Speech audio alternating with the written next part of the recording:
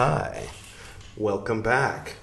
This is Chicken Philosophy, the secret of the golden flower. Part 4. I hope everyone's doing well, and hopefully we'll get past the introduction today and actually start with the translation. Just got back from the beach. That was fun. And decided to record while there was still a little bit of light, but while I was setting up, the light went away. So now we got this light again. I mean, I say again for the benefit of the people who are watching more than just one series on this. And I just want to get this out of the way. I know there's one person clicking dislike on every one of these videos. You can click the little 3 dots in the corner and click "Don't recommend this channel." That'd be great. I think that you would be happier that way. Go ahead, click dislike, click away. All right, bye. Okay, now that they're gone. Yes. So last time we began, or somebody began, whoever that was, began a new tradition of throwing I Ching. Is that the proper way of saying that? I'm not sure. And used a yuan coin. Today I'm using a 1/100th of a yuan coin, so like a Chinese penny. I don't know what that's called, but do please feel free to let me know in the comments.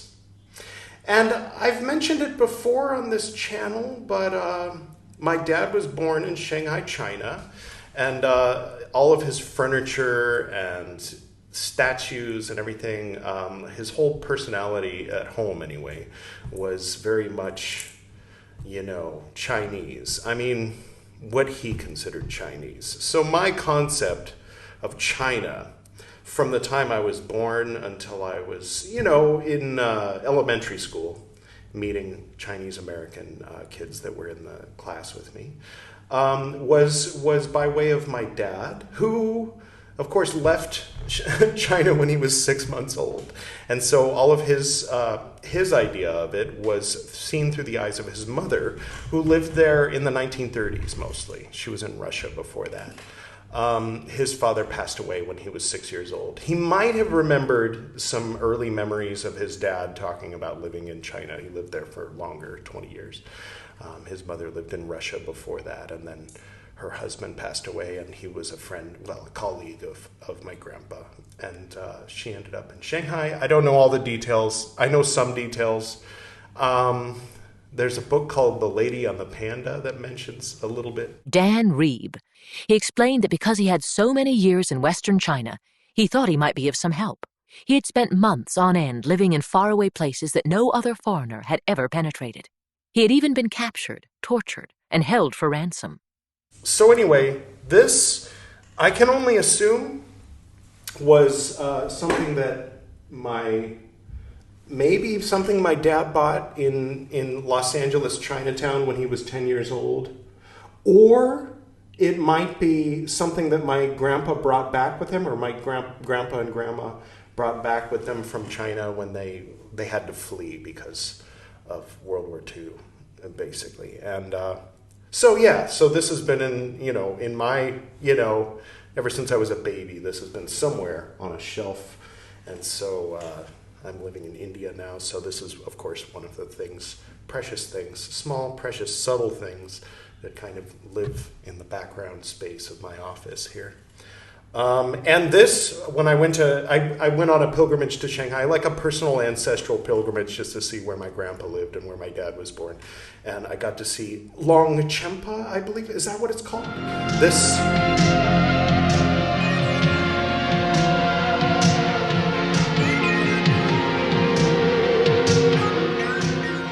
And of course, that music was Jean-Michel Jarre's concerts in China. He's a French musician, and he went to Shanghai and I believe other places in China and played music, and was very excited about it. And I used to listen to that music. And there were a lot of things, I'm rambling, I know, I'm sorry. I'll get to today's reading, I promise. But my dad had a lot of this like particular type of furniture, this old style furniture, usually dyed with like a cherry wood or like a deep brown. Anyway, he said it reminded him of imperial China as opposed to, what they used to call red China. I think that's like not a polite thing to say anymore, but you know what I mean, like post Mao, China. So he was fond of the good old days. Like in movies, they depict those days as being. I think they do something with the filter. I mean, they used to do this, where everything was very brightly colored and ornate, and there was a lot of music and a lot of like interesting things. And then there was the time period, 1948, 49. From that point forward, everything is gray, except for the green uniforms and the red stars. I mean, this is for historical films, of course. Empire of the Sun, right? And Ip Man, and a few others come to mind. Maybe not Ip Man, but anyway, okay, I'll stop talking now.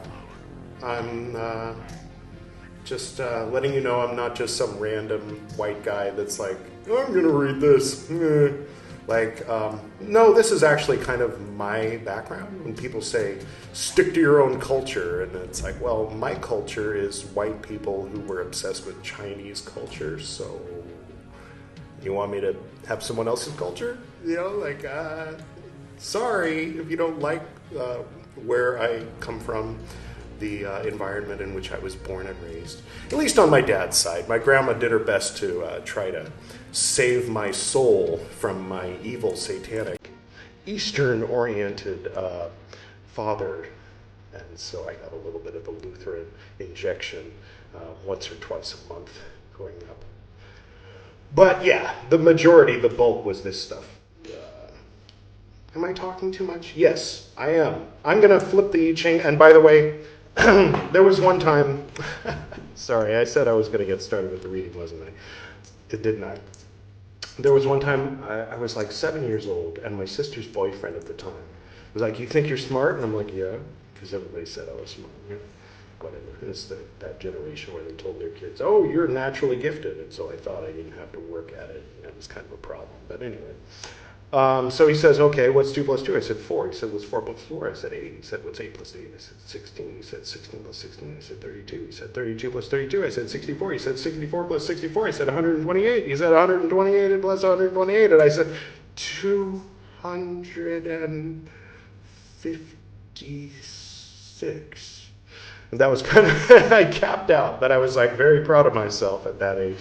And anyway, so given that the I Ching is made up of basically ones and zeros, right? Binary code, anyone? A 6-digit binary code number. The highest, or the total amount of numbers you can reach with 6 digits in binary code is 2 to the power of 6, right? 2, 4, 8, 16, 32, 64. So, I don't know. This book that we're reading is this thick.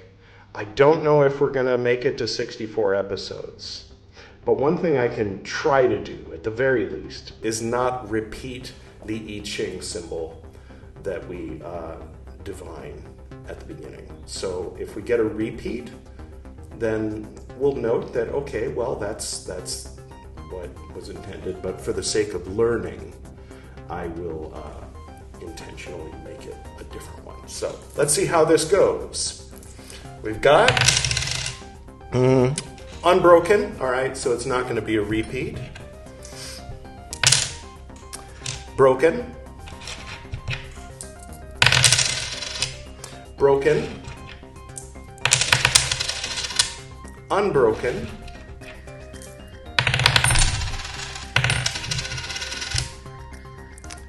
Unbroken.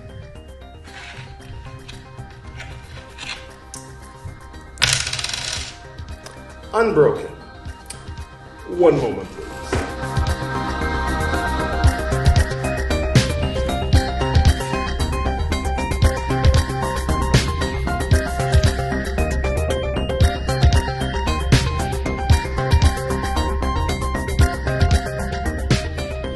Okay, so that's Ken, meaning mountain, on top, those top three, and Chien, meaning heaven.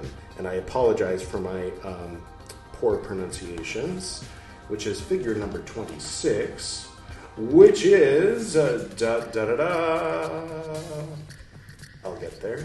Sorry, bear with me. Yes, it is Ta Chu, the taming power of the great. And the short description is, in the face of rising tension, keep still. Honor in practice what you have learned from the I Ching. Which I admit isn't much so far, but, we're starting. So far, all we learned was Thai, peace, last time. So, okay, let's make that a little smaller, put it up there, and let's finally get to the reading, shall we? Hope everyone's doing well. And I think if I know Editor Edward, he's probably already playing some music.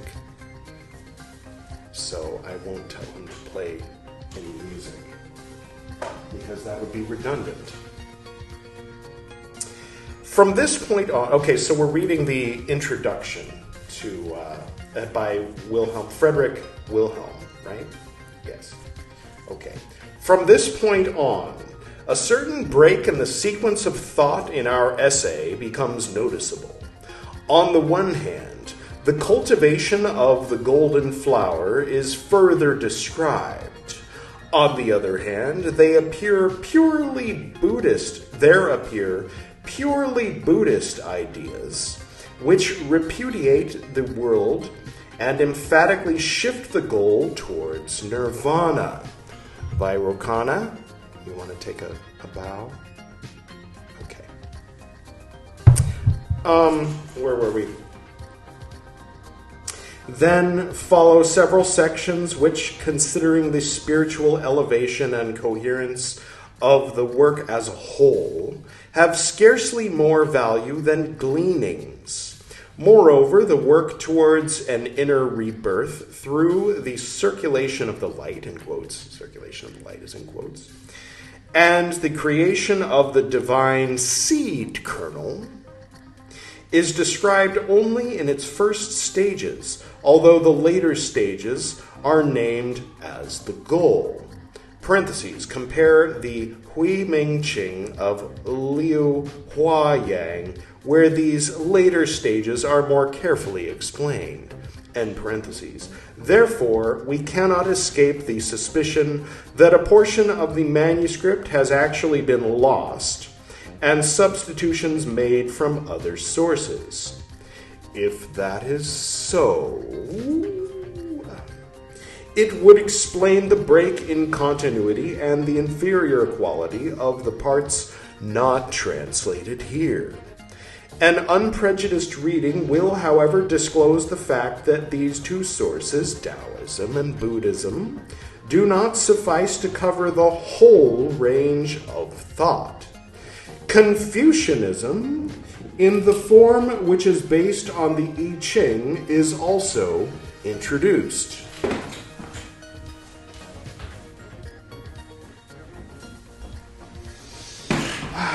I'm having nostalgic flashbacks. Both my parents passed away when I was a teenager, and I remember this incense. It's a Japanese incense, but it's giving me flashbacks to the day when I went over and grabbed this. I'm oversharing today. I'm sorry. It's something I do sometimes. The day that I got this little statue, I remember going to Chinatown, Los Angeles. Is it Broadway? With my mom and walking around. It was after my dad had passed away, so it was kind of an interesting thing where my parents weren't fans of one another. They were divorced. And, you're just like your father was something my mom would say when she was really angry, And then my dad passed away when I was 15, and she wept as much as I wept, and I was thoroughly confused through the weeping, And then after that, I wanted to get in touch with all the stuff that I felt that I had lost, to get into tarot cards more, and to get into the occult, and to get into Chinese things, and all the things that sort of defined my dad and made him weird. I wanted that weirdness. I wanted more of that weirdness, And she was right on board with me, and she was helping, like she would say, oh, well, your father used to say this. I remember back in 1973, 1975, 1979, they had a great relationship in the 70s, right up until I came around. What does that say? I don't know. Nothing, probably. So I remember we went to Chinatown so that I could be nostalgic about all my dad's little trinkets, and I got this little statue of Confucius. Among other things, I got some foo dogs, which I don't have anymore, but I got some other foo dogs. I think I got them, I don't know when I got them. Well, anyway, they're over there. You see them sometimes in the Buddhist Books podcast, if you look closely. I'll throw in a video. Yeah, I took that after I filmed this. I do that sometimes. It's the magic of movie editing. Anyway, Confucius was mentioned, so he's here now, present with us. And if you were wondering, I am in this place. And this is some nice black coffee. Sometimes I read the book that, I'm supposed to read in the episode, and other times I do this. It's something that happens on Chicken Philosophy. I will get back to it, though. Oh, hey, speaking of, this was actually my dad's, it just happens to be right here, and since I'm sharing all this stuff, this was my dad's dorja. And one of the rules, there were a few rules in the house, one of the rules was don't take the strings off the dorja. And I think the black one used to be blue, and I actually remember when it was blue. But this is old. The dorja itself, I think, definitely was something that my grandpa brought back with him. So he probably got this in the 20s or something in Western China. And my dad, when he met the Karmapa, there was a point, not the young guy, the older guy, the 16th Karmapa came to California. And Kess Fry, I always like to give Kess a plug. He's the one who, gave my dad this book. Brought my dad to meet, I think you're supposed to say His Holiness, the 16th Karmapa. And according to the story that was passed down to me, the Karmapa blessed this dorja and put the strings on the dorja. So the 16th Karmapa's hands touched these strings, and my dad taught me to use the dorja like this. And there was a time when my mom was doing what I was just doing. For the people on the audio, hello, I haven't forgotten you. I was pointing it at my third eye, like you've seen nobody do ever. Never really seen that in any kind of artistic rendering of someone with a dorja. They're usually doing something more like this. But anyway, that was what Andrew de Pisano taught my dad. My mom was pointing it at her third eye, and she was flipping through a book, and she saw a picture of the current Dalai Lama when he was a little younger. And she thought, oh, he has a very kind face, and felt this like thunderbolt go through her head, and she threw the dorja across the room. So that was one of those fun stories I grew up with. I don't know, my parents were a little bit, I want to say fruity and new age. Is that okay to say? I'm not talking, it's not like a derogatory toward anything but new agers when I say in this context. Never mind. But, it's where I come from. Part of my roots. What can I say? I do not like the term New Age. Okay. This is all about me, right? Where were we? Yes. Confucianism. In the form which is based on the I Ching is also introduced. The 8 basic trigrams Pakwa of the I Ching are brought into various passages of our text as symbols for certain inner processes, and further on we shall try to explain the influence resulting from this use of the symbols. For the rest, since Confucianism has a broad common base with Taoism, the union of these two schools of thought did not bring about a loss of coherence. Perhaps it will strike many a European reader as remarkable that there appear... Now remember, this was a German guy writing in the 30s, so just for context. Okay, and it was translated into English later. Yes, perhaps it will strike many, or maybe it was 1929, many a European reader as remarkable that there appear in the text sayings familiar to him from Christian teaching. Familiar to Confucius? What?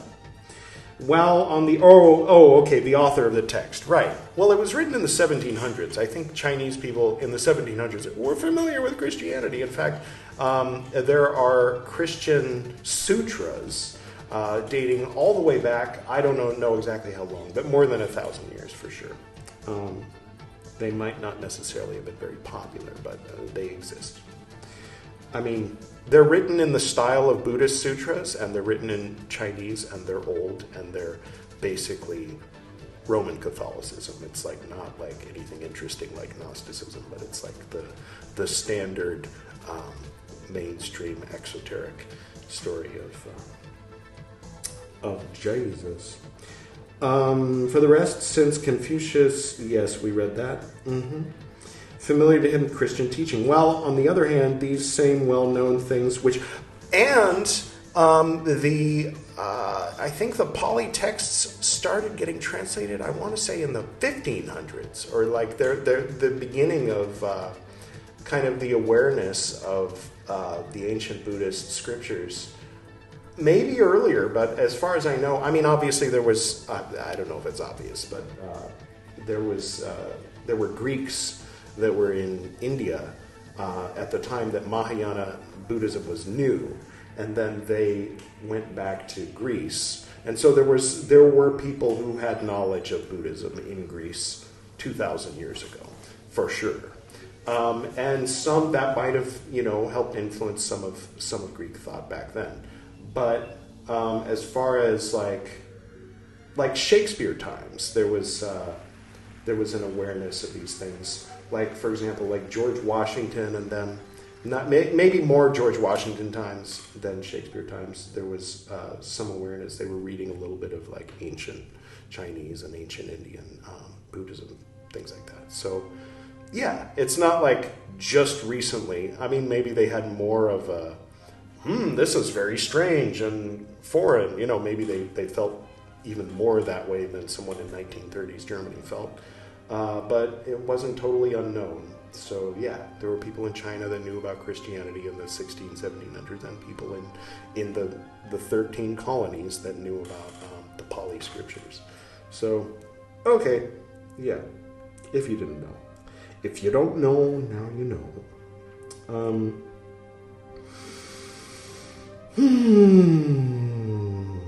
On the other hand, these same well-known things, which in Europe are very often taken only as ecclesiastical phrasing, are here given quite a different perspective. Because of the psychological connections in which they are used, we find intuitions and concepts like the following.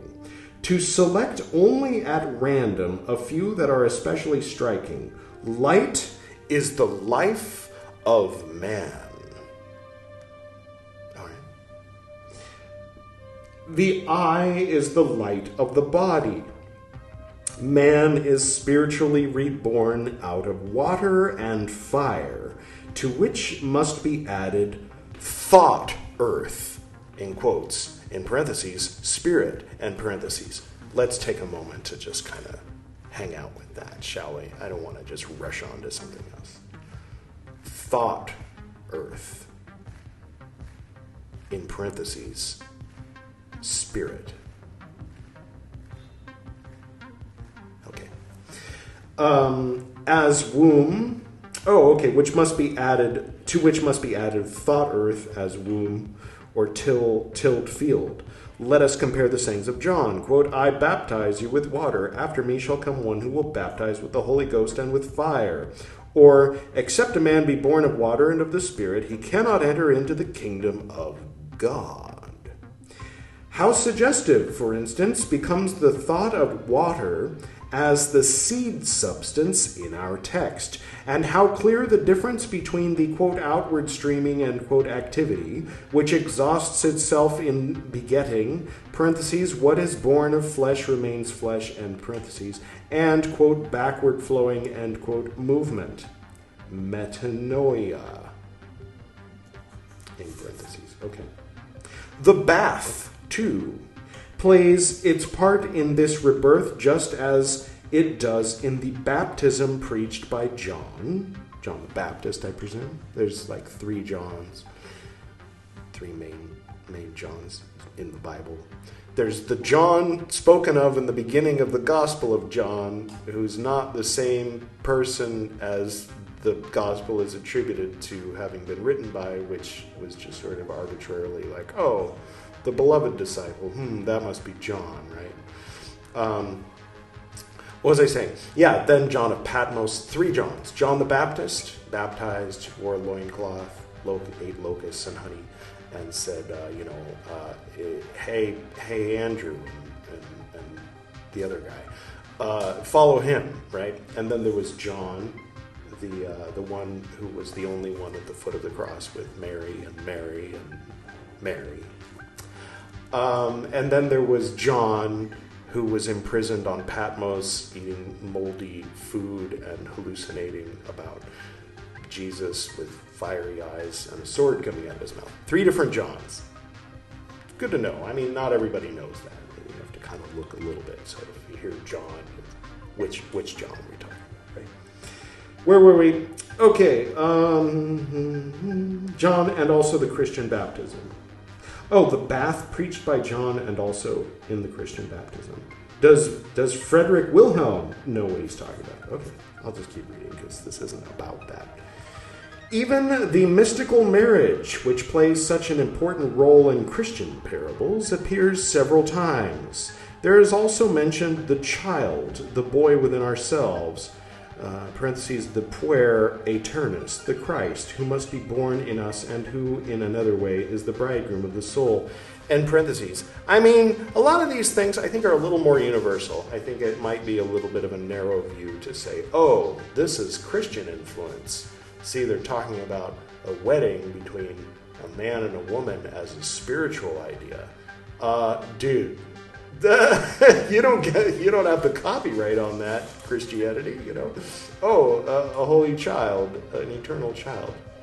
Yeah, look everywhere. You'll find that. That's not like, again, there's like, oh, they must be familiar with Christmas. No. Do they know it's Christmas time at all? No, and they don't need to, because it's universal, right? That's why they call it Catholic. Catholic is Greek for universal. Never mind. I'll keep reading. And the bride as well.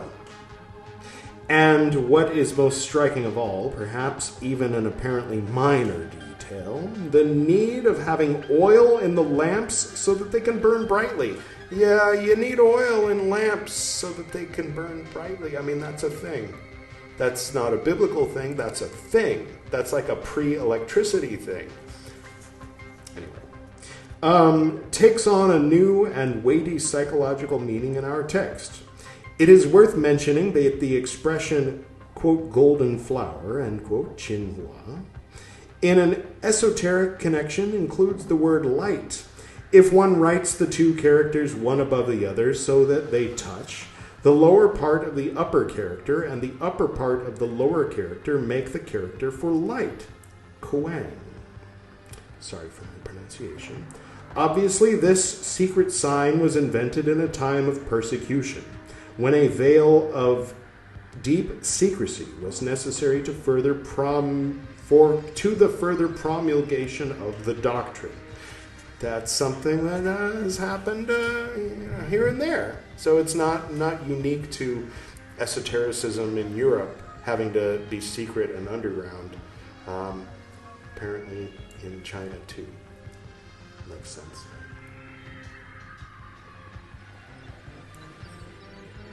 Okay. Thank goodness we live in modern times, right? Where that's less of an issue. Anyway. Okay. That was, in turn, the reason the teachings always remained limited to secret circles. Even today, however, its membership is greater than appears from the outside. Again, 1929, 1930, not 2024. If we ask whence the light religion comes, we can first of all consider Persia. As in the Tang period, there were Persian temples in many places in China. But even though certain points correspond with the religion of Zarathustra, hi if you're watching, comment below. It's an inside. Anyway. And especially with Persian mysticism, there are, on the other hand, very strong divergences. Another view to be considered is that of a direct Christian influence. Yeah, I mean, there probably was a direct Christian influence, but marriage and a child, come on, like, yeah, that's Egyptian also, you know, and everywhere else. It's biology, for fuck's sake. Okay. Another view to be considered is that, yes, in the Tang period, the religion of a Turkic tribe, the Uyghurs, you've heard about them, haven't you? If you haven't, you must live in China. Who were allied with the emperor was the Nestorian branch of Christianity. Interesting. I mean, I say interesting because it's kind of commonly understood that the Uyghurs of today are Muslim, right? But here Frederick Wilhelm is saying that they were the Nestorian branch of Christianity.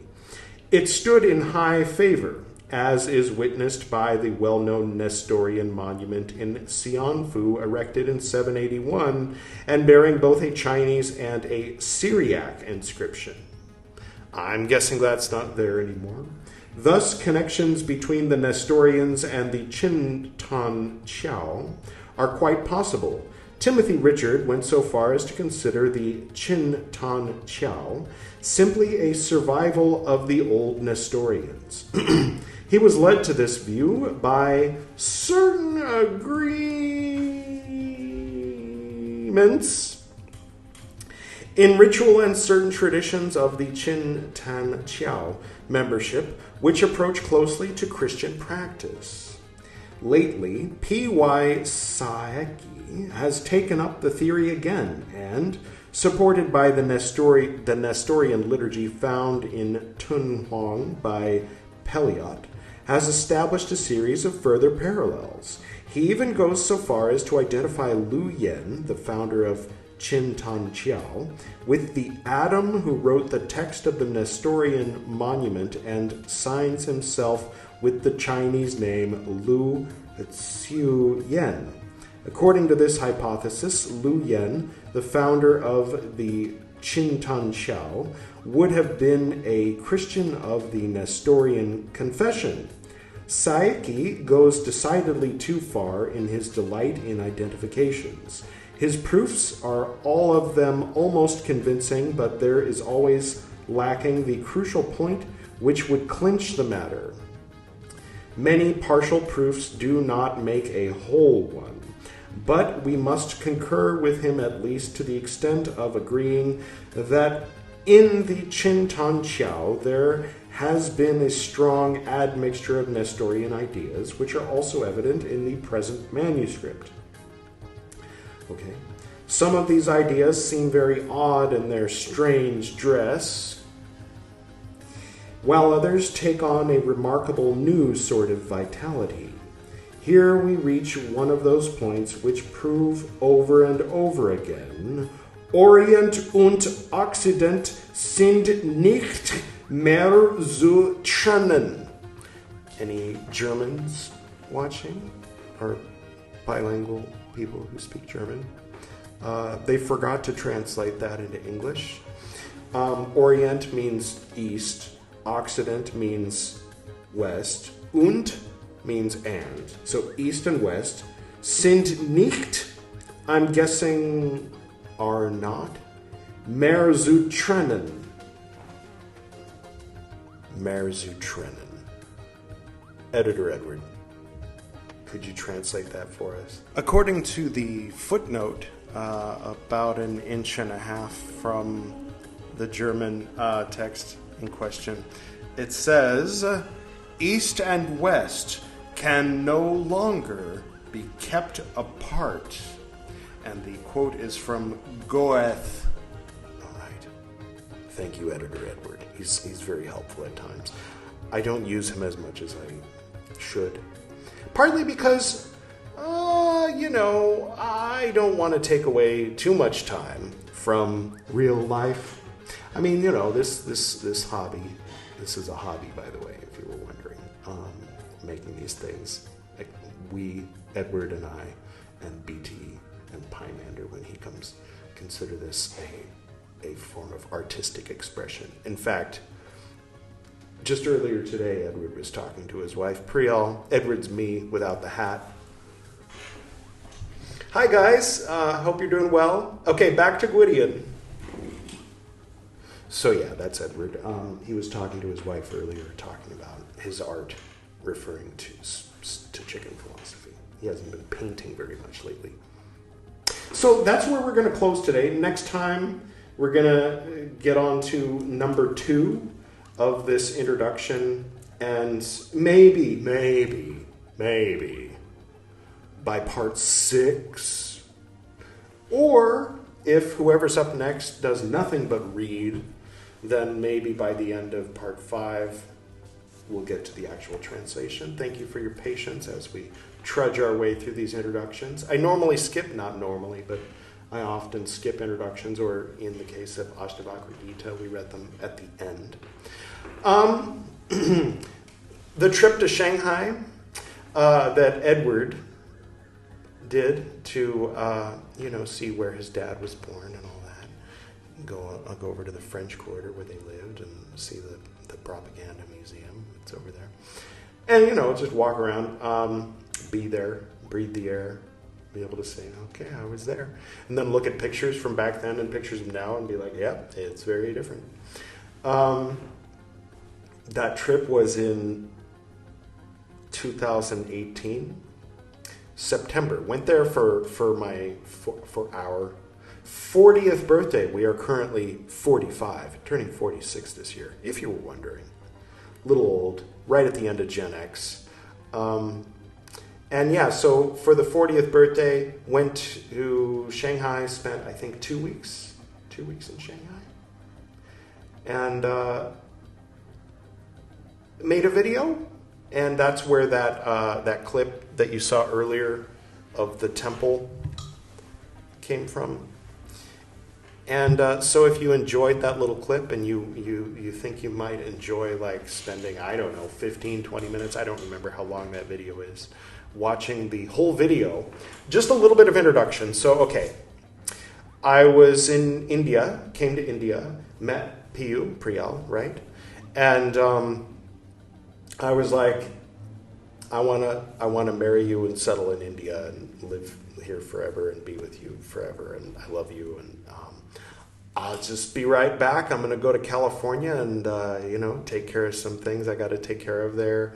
I don't know how long it's going to take, maybe 3 months, maybe 6 months, hopefully no longer than that, and I'll pack all my stuff and send it to India. And she was like, I really want to believe you. I really want to believe you. But I can't quite 100% believe you. Like, guys have fucked her over before in the past. And a foreigner coming to India and then, having this intense relationship, and then saying, I'll be right back in 6 months. I got to go home to get it. She's like, I'm just afraid you're going to get there and be like, call me up and say, you know what? I changed my mind. I'm just going to stay here. And I was like, what can I do to assure you? You know, and all this. And so there's this song, and these guys at the chemist, that's what they call pharmacies here. I think it's an old British thing. One time we went into the chemist, and the guys were looking at each other, and then they put this song on. And it's this Bollywood song from old Bollywood, 70s, I guess. I don't know exactly when. And it's a woman singing "Don't Look a Foreigner in the Eye," because they'll love you and then they'll leave you, basically. And Piu was like looking at the guys, and they were like, and she was so pissed, you know, at these guys, what's the word? Bullying, you know, like teasing, heckling us just as we're living our lives, right? And so anyway, so the Shanghai video, this is related to the Shanghai. The Shanghai video starts in Dehradun, which is kind of where she grew up. She was started out in Bihar, where the Buddha's from, which I find that very, I'm very proud of the fact that she comes from where the Buddha's, where he did most of his work in Bihar. Of course, he was born in Lumini. And where Jainism and all that, there were a lot of holy stuff, a lot of the old Shramana traditions are based in Bihar. What's now called Bihar. And anyway, but then when she was like a teenager, they all moved to Dehradun, which is near Rishikesh. So George Harrison from the Beatles made a song called Dehradun. And so the Shanghai video that I'm going to point you to starts out with George Harrison singing Dehradun, but it's not the actual Beatles recording because the Beatles block people from being able to use their recordings on YouTube. And it's someone else playing the music, but it's George Harrison's voice. Anyway, that lasts for like 30 seconds. And then you see me leaving India, and then there's this Bollywood song playing. That's the one. Don't look a foreigner in the eye, because they'll love you and leave you. And you'll be crying, that kind of thing. And then you see me arrive in Shanghai, and the mood is very somber and sad because I don't know how long it's going to be before I see Piu again. So there's like a personal, like with some of these chicken philosophy episodes, it's like not just about the subject. It's not just, a documentary about Shanghai, and I'm not just doing an audiobook of Secret of the Golden Flower. I'm also sharing with you what it represents to me in my life, and why I'm reading it, and things like that, and kind of even being a little bit vulnerable, and showing you, I'm a little bit sensitive about the fact that people turn their nose up at the fact that I'm interested in Chinese things, and for whatever reason, when I grew up surrounded by Chinese things, and